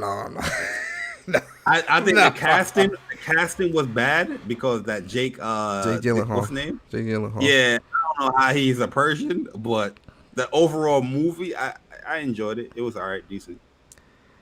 There's another movie. There was another video game to movie adaptation. You know what was a good video game movie adaptation? Ready Player One. That's probably the best video game that's one of movie my adaptation. favorite movies. Yeah, I love that movie. like that. Somebody That's one of the gonna best. come in. Oh, but the books. Nah, shut up. The movie was The good. books. Oh God! All right. One last thing before we get into these topics, real quick. So this week, PlayStation released probably the greatest theme to ever come out. Bari, would you agree? And you know what theme I'm talking about? I'm talking about the Black Lives Matter theme, which I can't lie is a racist repellent theme. Racist repellent. There you go. The racist repellent theme. That Black Lives Matter theme, which is free for everybody in the PlayStation Store right now. The theme released earlier this week, and oh my God, it was an onslaught of. Hi, go Bari. I'm actually thank you, PlayStation. I hate these comments because these dudes be lying through their teeth. Thank you, PlayStation, for helping me make my decision. I'm actually going with Xbox. I'm like, dude, stop lying, bro. What are you doing? You know what's funny? Yo, when I saw those tweets, I went on all of those websites and I tried to refresh to see anything available, and no PlayStation 5 was available. Lying. Stop lying. Lies, bro. They can't. Yo, listen. No one's canceling a PS5. I'm telling you guys right now. Nobody is canceling a PlayStation 5. I don't care how angry they are at PlayStation. Those games on PlayStation are too good to pass up. I've seen somebody say, if you're going to have this, where's the KKK scene? I was like, what the Yeah, what are y'all talking about, bro? What are y'all talking about, bro? You know the funny thing about it? A lot of people don't understand and don't know what Black Lives Matter means. They think it's like a terrorist group. Yeah. You know what I mean? It's like that's not what it is. A lot of ignorance that is out there in this world, man. Yeah. But it's a cool theme. It's not a dynamic theme. Mm-mm. It's pretty simplistic, but you know, that's my current theme right now till the PlayStation 5 comes. Facts. You know what I mean? It's cool, man. I like it. I wish they had like a dope beat in the background, like some like something cool like playing, but I think the reason why they had no music or nothing, unless you go down, is because they don't want no scrutiny as far as, oh, so you think Black people is about this hip hop? You know what I mean? Yeah. I get you. Yeah, I get you. All in all, though, it's still a great theme. I like it. It's on my PlayStation. Like as soon as they announced this and it was available, I downloaded it, and it's been my PlayStation theme ever since. And it's gonna be my theme until PS5 comes out, and we on the PS5. So, you know, I like the theme though. You know, nice black and yellowish gold color, which I think is pretty dope. And it was just crazy to see. The reason why I put this news in there because there was so much uproar this week about it. And it's just like, yo, like, why are you this? Big news. Huh? It was big news. It was big news. Definitely big news. But it's like, for me, I'm just like, why are you so angry? There's no reason why you should be this angry about something like this. Like, especially if you don't, because I think with a lot of people, they don't understand, like you said, why this is what it is when it comes to this movement and what it's about. And I think a lot of people won't take the time out to educate themselves on what's really going on around them. A lot of people are oblivious to things outside of their immediate bubble. You get what I'm saying? And listen, as much as we all love gaming, we all love playing video games, you know, we all love, you know, going back and forth, debating and stuff like that. You know, I'm still very aware of the world around me, you know, like I'm watching the political debates and I read news every day. Like, you know, my routine, Barry, every morning when I wake up, I you know, I'm reading news articles, and I'm not just reading gaming news articles. I'm reading CNN. I'm reading, you know, NBC. Yeah, like I'm reading world news and all this to see and understand what's going on. Like I'm looking at the stock market, and like I do that stuff every morning religiously because that is a part of my routine, and that's what keeps me informed. You know, I don't think a lot of people do that, especially a lot of people within the gaming space. It's all game, troll, game. Like, you know, no one's really paying attention to the stuff outside of that. and it I shows mean, with the it's reaction. kind of weird that you are a fan of PlayStation for 25 years, and then they put out a theme, and you be like, "Oh, I'm not a fan no more." Yeah, Like, all right, yeah, knock yeah. it off. It's it's crazy, man. But yo, Bari, let's shout out first off, shout out to the BLM theme. Shout out to Black Lives Matter. The theme is great. Shout out to PlayStation for creating this theme and putting this out there. And hope you guys enjoy that theme. But all right, guys, let's get into the meat and potatoes. You understand? Because Friday was a day. It's funny, Bari. Friday I was like super gloomy. I was tired, been studying all week. My brain is fried. I'm stressed out. Work is just super crazy right now. And like I want the PS5. Like, it's all these different things, right? And it was like really gloomy outside on Friday, so like, my energy was a little zapped. Then pictures started making their way to the Twitters. You get what I'm saying? And pictures that I think we all can agree made our Friday joyful. Put a smile, at least for me, it put a smile on my face. Bari, did it put a smile on your face in any capacity? It put a smile on my face. I didn't put a smile on my face, but I was happy. You know what I mean? I was happy.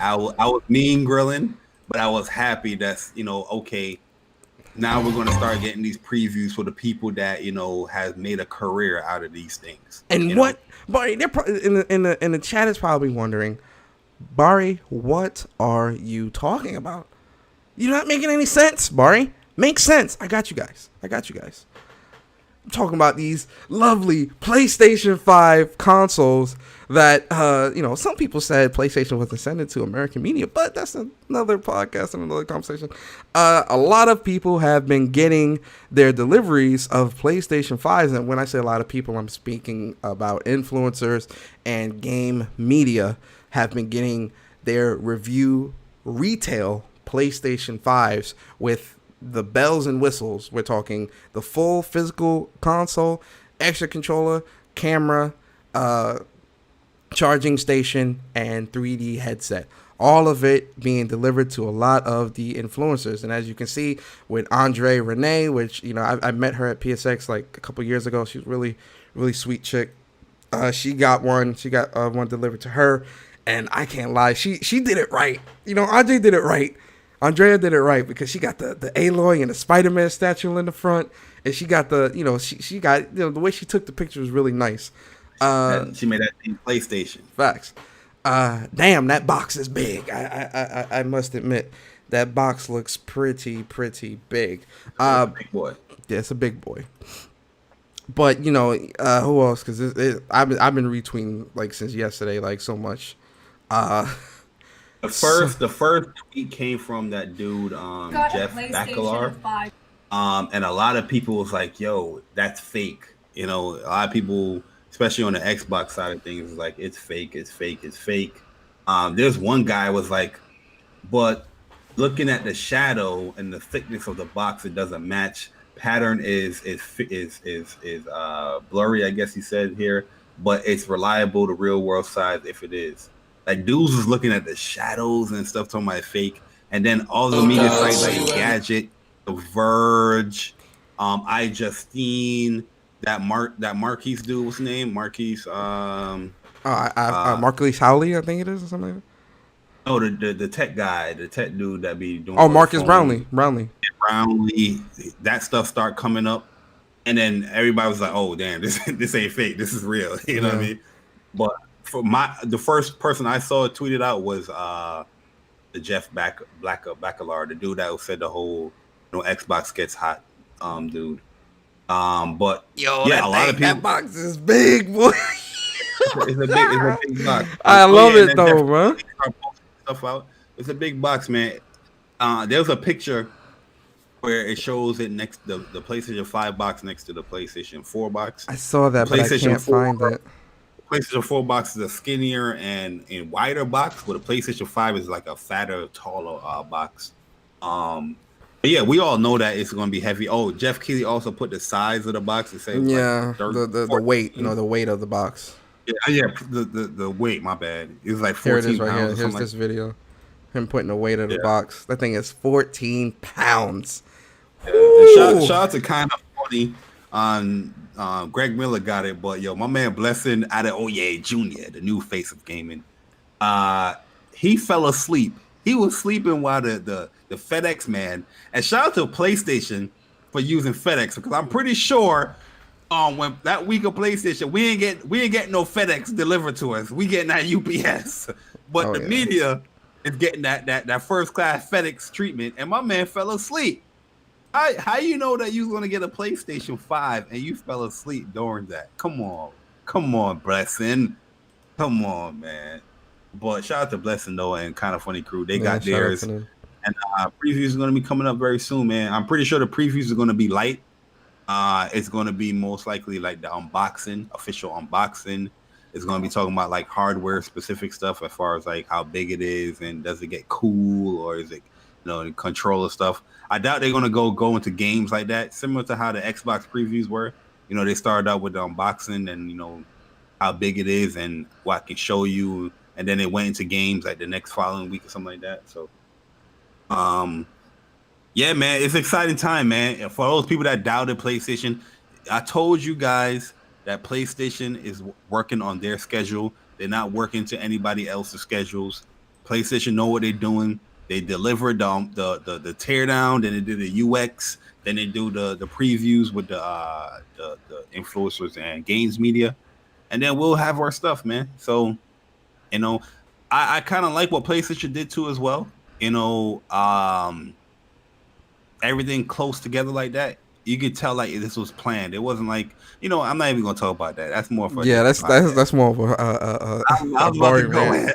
Yeah, because this wasn't a last minute. This was very calculated, and we're talking like 2-3 weeks in advance calculated. Like this wasn't a last minute thing, not at all. For everybody to get it on this day like this, nah. Yeah, it's not desperation. No, it's definitely not desperation. For me though, I was happy, man. I'm gonna be honest. I was like really, really happy, really excited. Yeah, me like excited because I'm like, yo, this is how seeing all these pictures like this. This is how the world is gonna be in a couple weeks, just flooded with PlayStation pictures. I remember we was talking about this yesterday, Bari. Like it's gonna be pictures of the console, pictures of the box open, pictures of the accessories, pictures of the boot up screen, videos of the boot up screen, screenshots of different games. Like the screenshot, Twitter is gonna have to be working overtime when the PS5 launches, because screenshots of Spider-Man, video of Spider-Man. Twitter might break. No lie. Twitter might really like get shut down on the 12th. I'm being so serious. Like it really might shut down. Video of Spider-Man, video of Godfall, video of Sackboy, screenshots of Sackboy, screenshots of the UI. Like it's gonna be so much, so many pictures, so much. All in 4K. All in 4K. So much being sent to Twitter. Can you go to the Andrea Renee picture where she have it with Aloy and all that stuff? Put that up on the screen real quick. For me, a second. Because I just like the whole unison here of PlayStation boxing. Okay, is this white box of the PlayStation symbols? They got the blue on top. Everything just looks, in tandem together. Like everything is just together.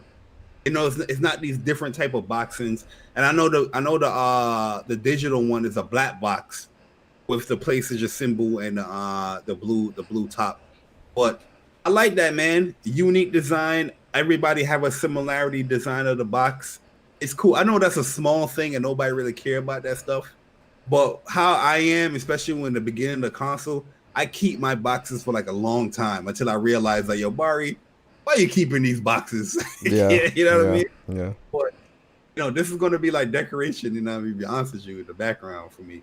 Facts. It's just cool. It's just cool. It's nothing really big, but it's just cool to see like they got a design for their box, and they kept that theme within all of their accessories and stuff like that. Yeah. That's all I'm pretty much pointing. Yeah. Seeing these pictures like just gets me that much more excited for my own. That's what it is. Like I want mine. Like that's one thing yesterday did to me. I want mine. I was getting mad a little bit, Barry. I was, and I'm not mad at these influencers getting the consoles. Like, you know, I was actually laughing at some that didn't, but that's a podcast for another time. And you know the charge station too? Huh? You know it's the charge station? Yeah. The charge station is designed to look like the PlayStation 5 standing up. That's fire. You know, I see it. Yeah. That's fire. Yo, that's pretty cool. That's pretty cool. I like that. That's fire right there, I was getting a little mad, Barry. I'm gonna be honest. And I was mad because I'm like, I want my PS5. Like, yo, I'm thinking about the wait, and I'm like, we're like a little under 3 weeks, and I'm like, yo, how can I make this time move faster? Like, I'm like, yo, can I do time travel or something? Like, I'm trying to figure out how to. Yo, it's only a few more days, man. A few more days, bro. Nah, it ain't a few more. It's a few more weeks. Nah, that's why I tell myself, man. A few more days. I look at it. Once Ghost of Tsushima Legends Raid come out, it's a wrap after that. After that Friday, it's a wrap. Yeah, pretty much a wrap. Yeah, because that next week we're in November, and exactly that week's gonna go fast because that's the week I take my cert test. So I'm gonna be cramming and all that anyway. So yeah, and then that following week I only work 2 days, Monday and Tuesday, and then Wednesday and onward I'm off. So yeah. Only a few more days, Var. You right, but I'm happy for the the media and all that they got, that deserve to get it. I'm glad y'all got it. Yeah, the ones that deserve to get it, I'm happy. Very, very happy for you guys. Yes, 100%. The fate of the media, y'all can kick rocks. You know what I mean, yeah, wait until we get it, and then you can put up. But I can't wait to see their thought. Even if it is just an unboxing, I can't wait to see that. Like, I'm gonna pick that apart. You feel me? I'm really excited for that. So. And I hope when they do the unboxing, they also unbox all the accessories. I want to see everything unboxed. Like, low key. I want to see everything. You know what's funny though, Barry? Because we're getting the controller and the headset next week, that actually is going to make it feel faster too, because I'll be able to at least have that to tide me over. I can hold the controller, I could play with it, and see how it is and stuff like that. So, yeah. Anyway, let's move on. So, final topic, Barry. So for those that don't know, we said that we were going to start doing our PS4 generation reminiscing topics and things like that with the last couple of podcasts leading up to the PlayStation 5. So this week's topic is going to be our top 10 games of the PlayStation 4 generation. Now, before we get into this, I had to put a disclaimer. My top 10 changes all the time because there's so many games that come out on PlayStation 4. Because I'm also going to do a podcast on this on my own personal channel. That top 10 might change, right? But the top 10s, they're changed because there's so many great games, and it's really hard to put certain games into top 10. But we're going to try, and I think we'll be able to do it. So this week, we're going to be doing our top 10 PlayStation 4 games of the generation. It doesn't have to be PS4 exclusive. It could just be games, period. Of the PlayStation 4 generation. So Bari, you want to do the entire list, or you want to do one by one? I'm gonna do my list. Do your list. All right, so Bari, give us your list, and you got the floor. This is not easy. These things fluctuate from time to time because I do have a lot of great games for the PlayStation 4. And I'm pretty sure I know I'm forgetting other great games that I liked and enjoyed on PlayStation 4 that I put in the same pedestal as these games I'm about to list. But when I was, told to create this list, this is the games that just came off the top of my head instantly as I'm creating this list. I didn't really go into a deep dive as far as thinking what I got to put on there. So here we go. All right, starting off. Barry already struggling. My number one off the rip, my favorite game. Start from 10. Start from 10. Oh, they're not in order. Oh, they're not in order. All right, go ahead. Okay, cool. Only one that's in order is number one. Okay. And number one is Final Fantasy VII Remake. No surprise. That is my favorite game this generation. Okay. And yeah, that's mine. It's not. You can disagree. You can, have a difference of opinion. Mm-hmm. I wouldn't care if he had one, but Big fan. it's my top game this generation. And so on. These are not listed as far as in order. Here from here out. So next game I have is World of Final Fantasy, and I have Bloodborne, Uncharted 4, Horizon Zero Dawn, God of War, Spider-Man, I Am Setsuna, Tales of Berseria, Ghost of Tsushima. And like I said, That's a good list.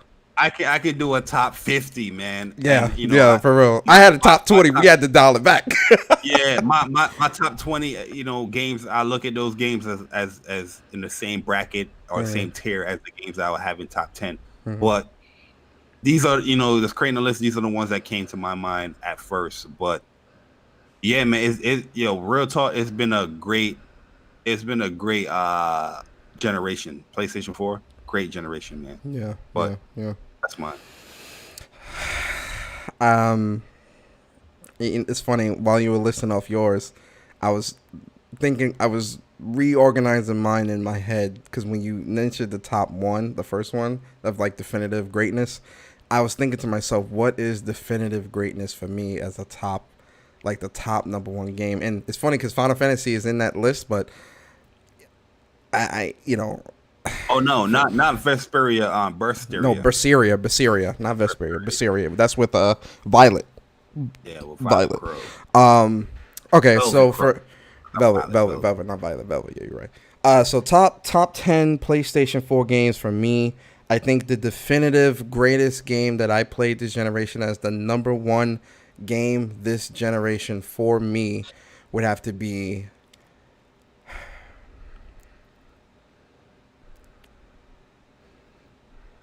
Uncharted 4.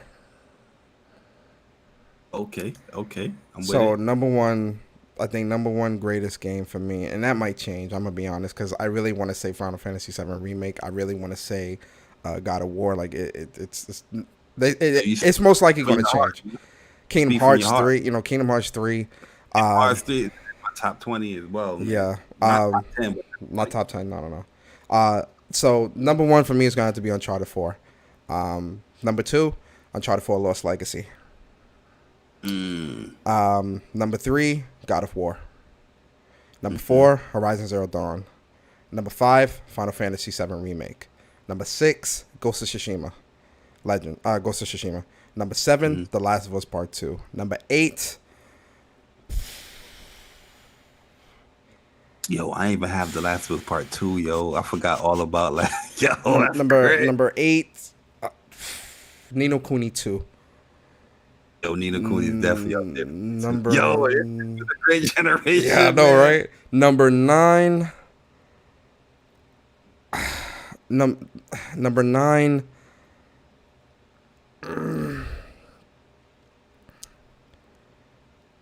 This is hard, Bari. This is hard, bro. Number 9, Tales of Berseria. Number 10.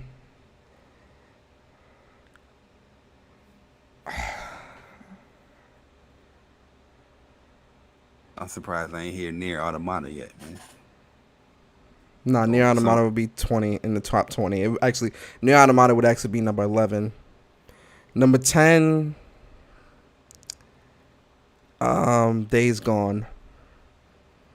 Days Gone's up there for me too. Yeah, Days Gone. That's my list. That's my top 10 list. And again, guys, this is gonna fluctuate. Gravity Rush Part 2. Damn. Okay. Let me change. Gravity Rush Part 2 is Gravity Rush 2 is definitely in my top 10. Let me change. Fuck. Tales of Berseria was so good. So was Ni no Kuni 2. You know what? I'm gonna take out Ni no Kuni 2 and I'm gonna put Gravity Rush 2 in my top 10. Ni no Kuni 2 is number 12. So 11 would be Nier Automata. Number 12 would be Ni no Kuni 2. Because Gravity Rush Part 2 is an amazing... Yo, if you have not played Gravity Rush 2, amazing game. That game is so amazing. Got the platinum in it. It's an amazing game. Way amazing. So yeah, that's my list. That's my list.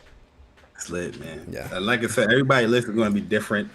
And like I said, this can fluctuate, man. But this is just my initial Off the top of your first head type of. top of the head kind Yeah. of thing. Like if I really sat down and like I had to cancel certain games, I'm pretty sure it'd be a little bit different. But majority of the stuff, top 10 would be kind of the same. Cause like I said, I even have Last of Us Part 2 up there. Yeah. And I love that.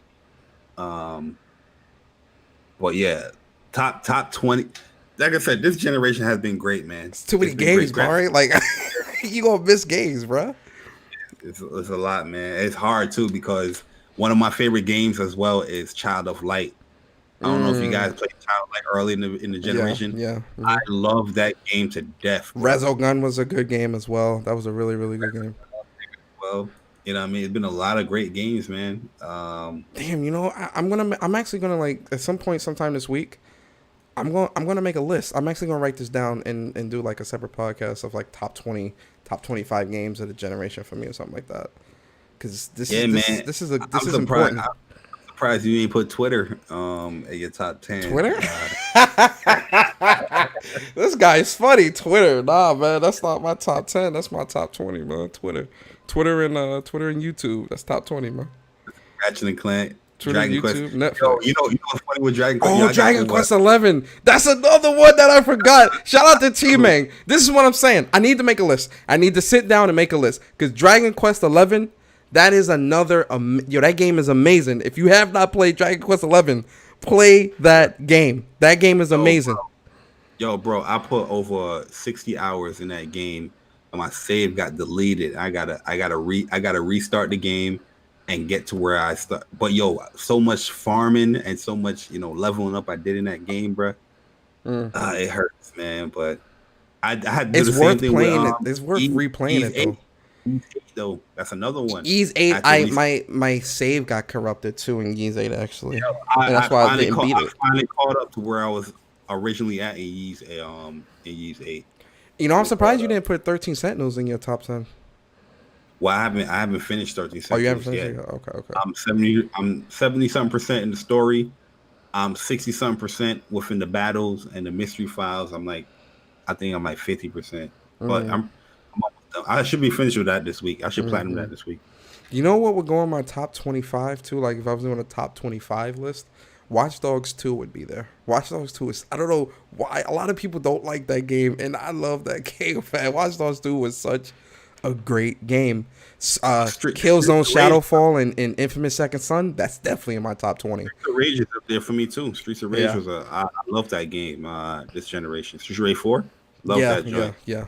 Wolfflow said Monster Hunter World, which is also really, that Monster Hunter World would actually be like if I was doing like a top 30, it would be like in that top 30 list or top 40 list. I don't think it would make the top 25. I could put Dragon Ball Z Kakarot in my top 20 as well. Yes. Fighting games. I ain't even list the fighting games. Grand Blue is definitely in my There's so much, bro. Oninaki, Lost Spare is another great one. Yeah.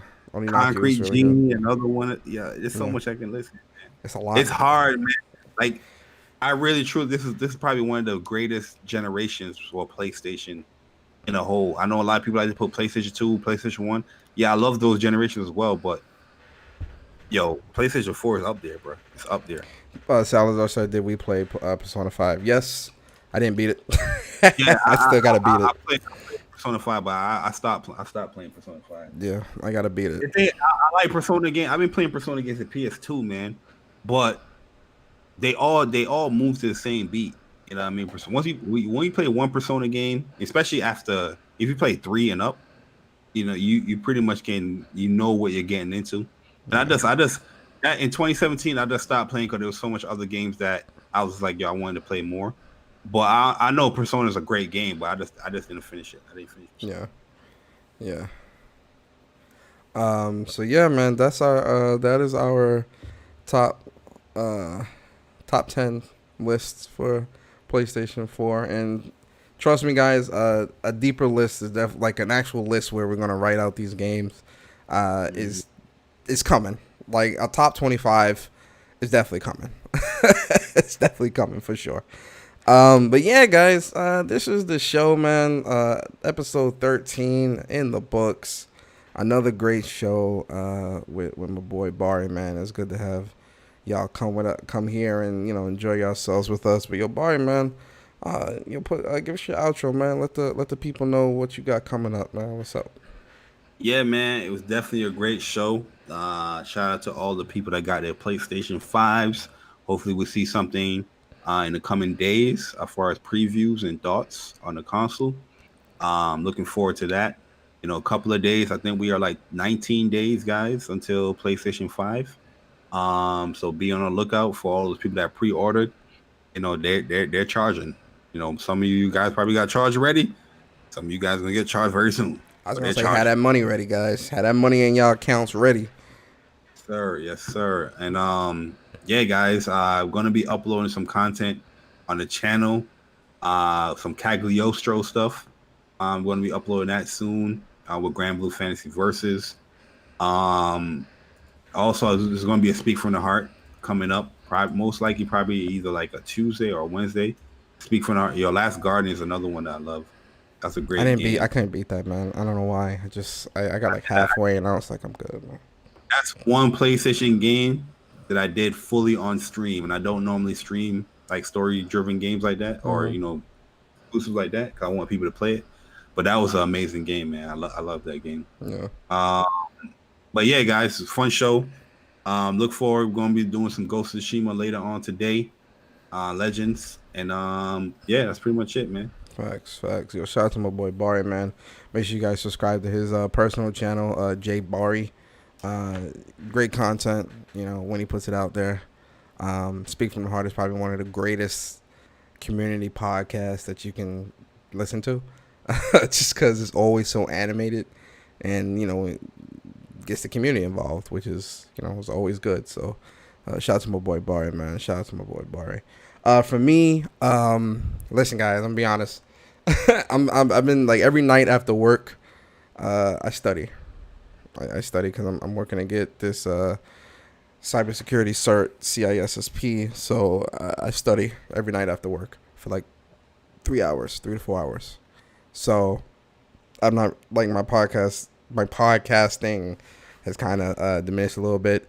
But I take my test November 6th. So once I get over that hump, then obviously I'm gonna be back to doing podcasts. But I am gonna be doing a reminiscing podcast and stuff like that this week. I'll probably do it Wednesday. Take like a break and do that podcast, and then the week after. Background. Say it again. Is it like the music in the background that's getting surreal and all that? Man, have a good time with it, man. Yeah, facts, man. So I'll be doing a reminiscing podcast. With top 5, it's gonna be top 25 or maybe top 30 games of the gen. Then the week before PlayStation releases, it's going to be a PlayStation year generation in review. And I'm pretty sure Bari's gonna do a Speak from the Heart with a generation in review. That's gonna be a good show. That's gonna be a good show. Generation in review podcast, that's gonna be happening as well. And that then when PlayStation come out, I'm Ghost. I'm Ghost. You already know the week PlayStation comes out, that Saturday, we won't be doing a show. We'll do a show that following Saturday.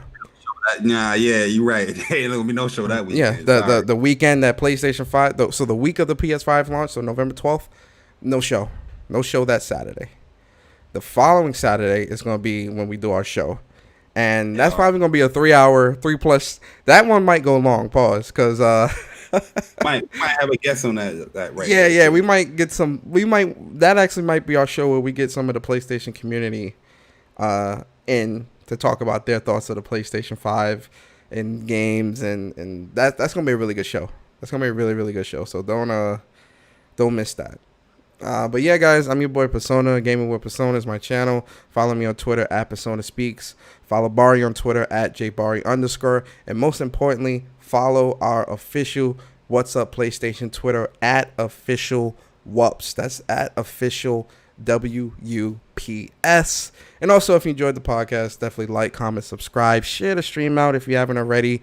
Every little bit of support helps. We're trying to get to 1K before the end of 2020.